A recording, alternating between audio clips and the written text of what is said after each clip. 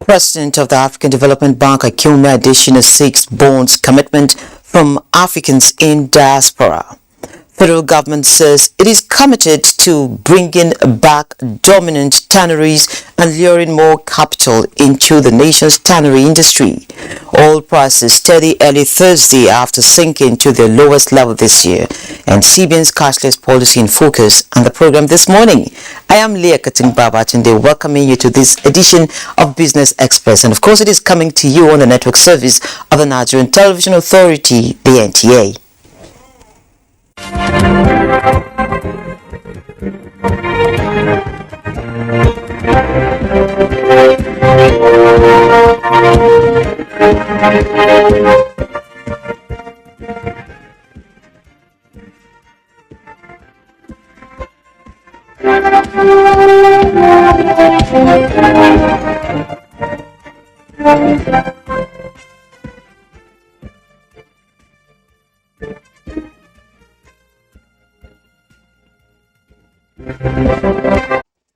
Now, the Senate has resolved to slash the 2023 budget of ministries, departments, and agencies of government that failed to appear before its Committee on Public Accounts. Ministries, departments, and agencies of government are expected to appear before the Parliamentary Committee to defend queries raised by the Auditor General of the Federation on other issues, including service-wide votes. And Ignatius Nko has more.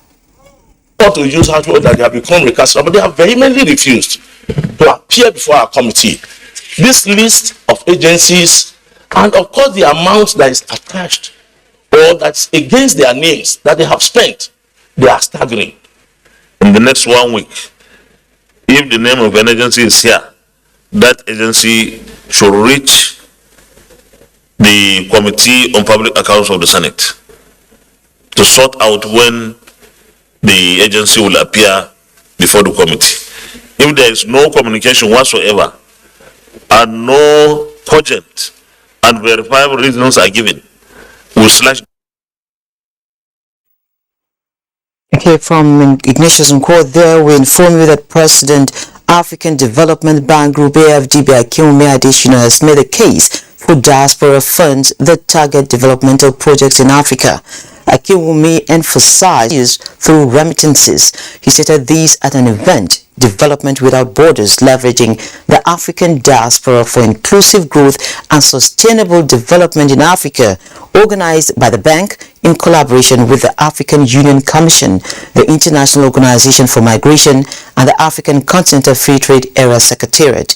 Adesina further noted that while remittances had helped to meet financial, food, education, and health needs, as well as serve as counter-cyclical sources of finance and social protection, more can be done to tap into these remittances for Africa's development. The federal government says it is committed to bringing back dominant tanneries and luring more capital into the nation's tannery industry. Minister of State for Industry, Trade and Investment, Katung, said this at a meeting with National Steering Committee on the implementation, decided in accordance to its mandate to start the machinery needed to revive the sector. She said the ministry will use its agencies to ensure viability of the sector. Currently, just 18 out of 40 tanneries are operational, with a total installed capacity for processing 250,000 skins per day up to wet blue level.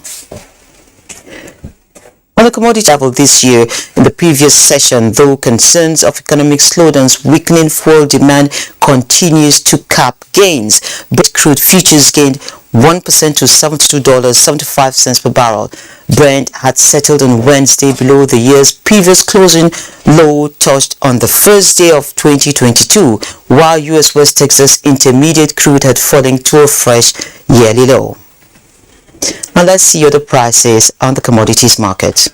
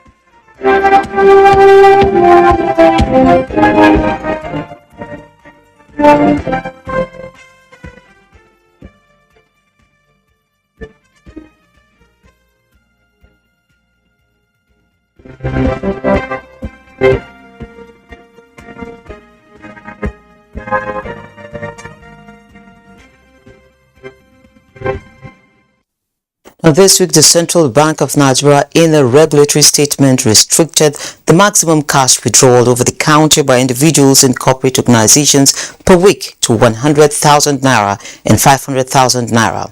Yesterday, the Senate raised concerns about the CBN's policy on cash withdrawal, saying it may affect many Nigerians, especially small business owners. Today, we have Oke Okechukwu, a professor of strategic management and human capital development. He's executive director of Development Specs Academy, and he joins me to look at these most recent and most talked about policy of the Apex Bank. You're welcome, Professor, to Business Express. Thank you very much. Okay, perhaps we start by feeling your pulse. The governor had stated this before now, that this policy was coming. Yeah. Yes, and yesterday, early this week, we got to see the circular come out. Did you expect it to come out this soon? Well, quite frankly, no. I thought it was going to take a little longer, but the fact is that it needed to come out, and it has come out. I don't know whether we can say that this is the right or wrong time. A policy must come out at some point, and I think building on the redesign, and also know that part of the objective is to reduce the volume of cash floating in the economy. It is consistent that this policy should come. The timing also, I think, is in order. Okay, some will say the timing is not apt. We're going into elections. We have census coming. It is end of year. People need to do some Christmas and end of year shopping. What do you make of that position? Think about it. We've been talking about cashless policy for 3 years. The whole idea is that not that cash shouldn't exist, but that you should minimize the volume of cash for security, for efficiency, for transparency, also to track transactions. To that extent, even going as far back as the COVID-19 period, in my view, the government made a mistake. There were some cash facilitations for people during that time. It should have been done through virtual means. So this is consistent. Now let's make a few distinctions. We're not being told that we limit our transactions. Those are two different things. Your cash withdrawal is a maximum of 100,000. You can do a transaction of 3 billion, but online. Yeah. So that we understand that with the volume of the objective, part of the objective is to reduce the actual volume of cash in circulation, which before the whole idea of design was said to be over 60-70%. That's one. Two, in doing that, actually, what you might call the collateral benefits? If most of my transactions are now done online, what it means is that you can put a digital signature onto everything I'm doing. I can be monitored by the investigative agencies, my taxation and all the rest of it. Of course, we've had part of the objection that, look, most people in the rural areas, they deal cash, therefore you shouldn't. It is correct they deal cash, but how many people do not now do transfers? And I'm talking about people in the rural areas. They are not from the moon, they are our cousins. Many of them are traders in the village market. You send them, okay, I'm sending you this amount, share it with auntie so and so. They get that done. Yeah. I also had objection. Somebody said, people are being asked to buy POS. This information must be removed from the intendment of a policy that's designed to create what you might call a more contemporary banking and financial environment for Nigerians. So communication needs to take place, and that communication we at the level is not just newspaper and all that. No, market leaders. If I'm a market leader, And there are market leaders in every hamlet in Nigeria. So reach out. Are you having problems? Explain it to your people. And this is born of experience. If you go to the farmer's market in Abuja and you buy your vegetable, kale, whatever it is, and you want to do a transfer, the madam gives you his account number. You stop over at 9th Mile in Enugu, you get there. So this is already going on. The thing is to drive it home. It's also in the larger interest of financial accountability and also the whole idea of inclusivity that we've been talking about. Financial inclusion. That's what all of this will lead to. That look, you become part of the conversation about Nigeria's finances. Nobody will come under your pillow except fire to burn the money. For this time, if you're going to need more than 20,000 naira cash, 100,000 naira cash, yeah, you have to find if there are charges connected with. But the truth of the matter is that you are being encouraged to do less of cash for your own good, for the good. If all this money is moved in now, as it's being moved in through the redesign, and you discover you can't go and withdraw a lot of it at once, it makes the job of the EFCC and ICPC easier, among other things. So let's remove hysteria from the history of the attempts to get Nigeria into a cashless part of the cashless conversation in global financial processes. Okay, right. Let's take off from the hysteria you just mentioned. Yesterday I was in a conversation. Yes, yesterday I was in a conversation, and then the lady says, I don't know what to do, because in the village markets I go to, when I want to buy my paddy rice, they take cash. They insist on taking cash. And then when you go to Kefi market to buy a cow, they will tell you they don't want transfers, they want cash. And I go and say, hey, when these people see that the cash is not coming, they will be forced to align, right? So really, at what point do we begin to say, hey, Nigerians, get involved in the policy process? That's what we're doing by this. You see, misconduct is, you don't give incentive to misconduct. It's natural that in every situation, inertia will make people not to go for anything new. Any suggestion, anything that's new is an inconvenience to a lot of people. Also, given the level of literacy also, people are more confident about what they can touch. There's no argument about that. But if we followed this argument, nothing would have ever been done in this country.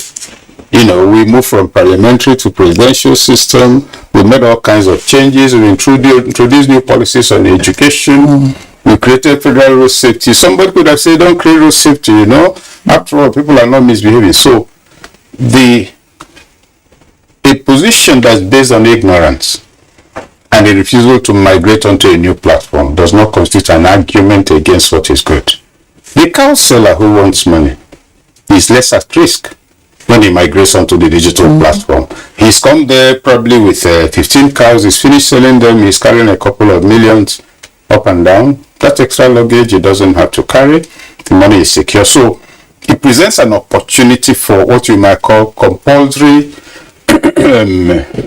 crash program on financial management. So yeah, that you will have that in the market, but they'll have no choice.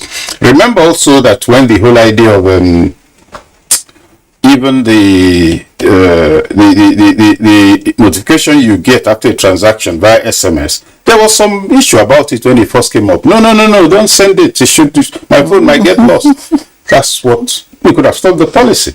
So, whereas I understand that concern, because that's what they've been doing for the last over 100 years. Actually, that's how they've been selling their cow.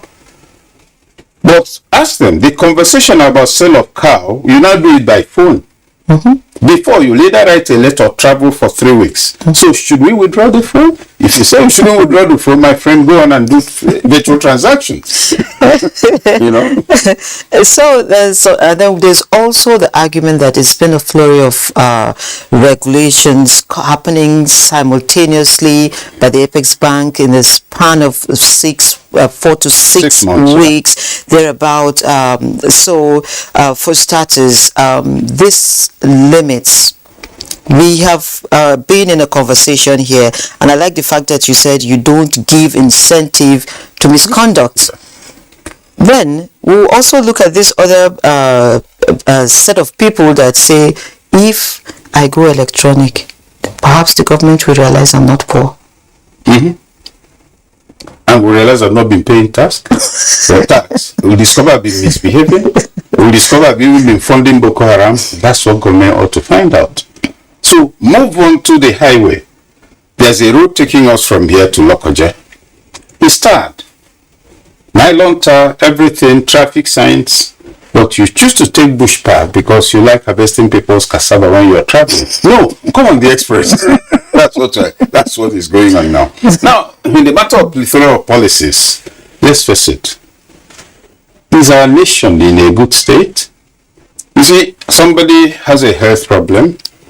Probably he has an ulcer and he's going to the hospital for treatment, and then he has an accident. There are lacerations and there's a broken bone. You don't say, no, let's finish with ulcer, treat him for ulcer for 3 weeks, and then start with the laceration, and then talk about the bone. No, the Nigerian state today is facing what you might call an avalanche of crises. There's the economy, there's productivity, there's security, there are so many things all interwoven. So the CBN, for instance, you say they're turning a lot of things, yes. Anchor borrowers to improve productivity. Then 100, they want to encourage FX repatriation, among other things. They would not have been coming in this sequence if not that the state situation is really a dreadful one. So to that extent, that so many policies are coming at the same time is different from saying that their intended benefits cannot be seen.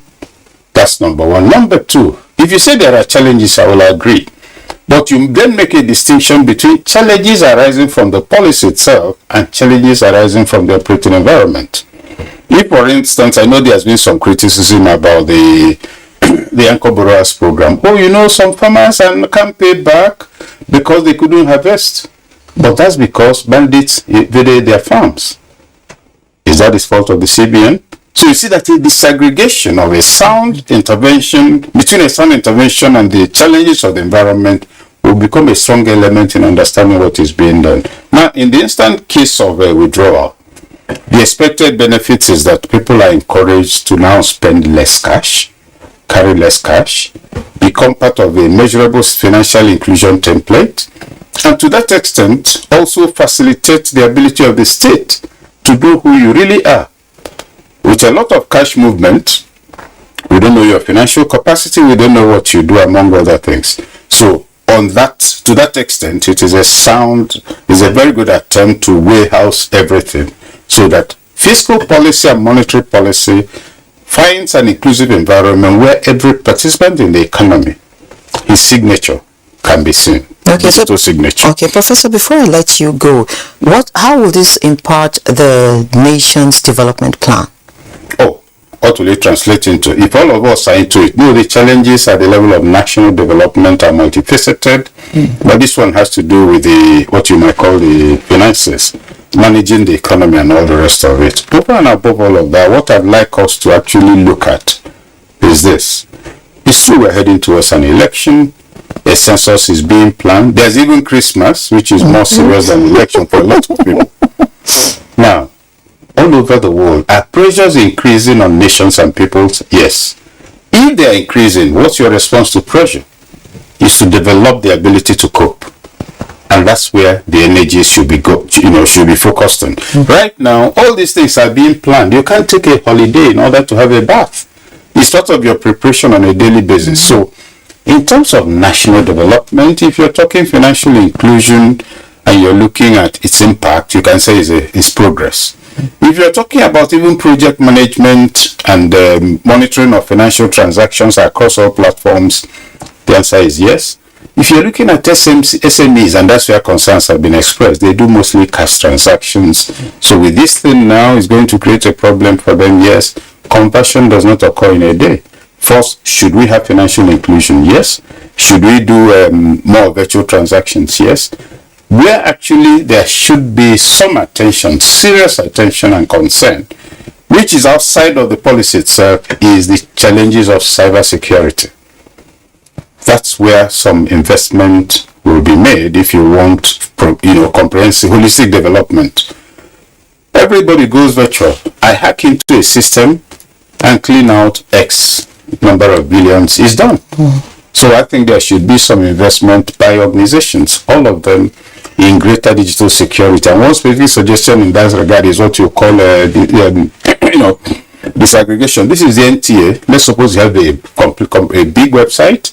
All of us as staff can get into that website, but you can do a disaggregation of access. Namely, staffers who are below this level cannot go beyond this point. These are things banks and financial institutional organizations will have to do. Some serious investment in cybersecurity education and cybersecurity infrastructure and literacy. Okay, I must thank you, Professor Oke, for making our time this morning to speak with us. My pleasure. Great. And so it's another day of gains for investors in the equities market. The all-share index advanced by 0.12% to settle at 48,426.48 basis points at the close of trade midweek. A total turnover of 146.2 million, securities valued at 3.3 billion naira were traded in 2,810 deals. Equity capitalization increased to 26.3 trillion naira. FBN Holdings, Gerugu Power PLC and Zenith Bank were the most traded stocks in terms of volume at the end of the day's session. Before we look at global stocks, let's join Bosley Abel. European markets are heading for a mixed open Thursday as investor nervousness continues over the state of the global economy and inflation. The US Federal Reserve is expected to issue a 50 basis point interest rate hike next week, and while that would be a smaller increase than recent rate hikes, investors are increasingly concerned about whether the central bank can avoid a recession next year in its attempt to squash inflation. US stock futures were down slightly on Thursday morning following a fifth straight day of losses for the S&P 500 as Wall Street weighed the likelihood of a recession. The Dow Jones Industrial Average dipped 26 points, S&P 500 futures 0.7%, and the Nasdaq 100 futures also dipped 0.03%. Hong Kong's Hang Seng Index popped on Thursday as a local news outlet reported the city is considering further easing of COVID measures, including lifting its outdoor mask rule and relaxing mandatory testing for arrivals. The Hang Seng Index was 3.28% higher. In mainland China, Shanghai Composite was about flat at 3,197.35, and the Nikkei also dipped 0.40%. Some African markets like South Africa, GSE Africa Top 40 erased losses in previous trading, gaining 0.36% on Thursday morning, while other stocks are expected to follow suit. Boss Swede Able, Business Express. Okay, before we go, a look at the official exchange rate of the Naira.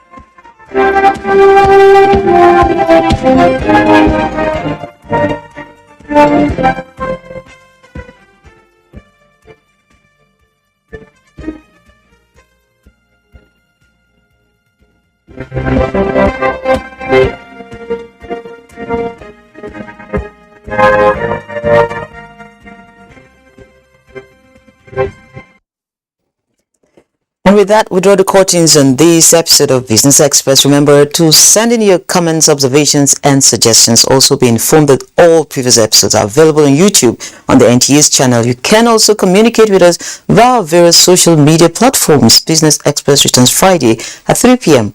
I am Leah Katung, Babatunde saying, enjoy the rest of your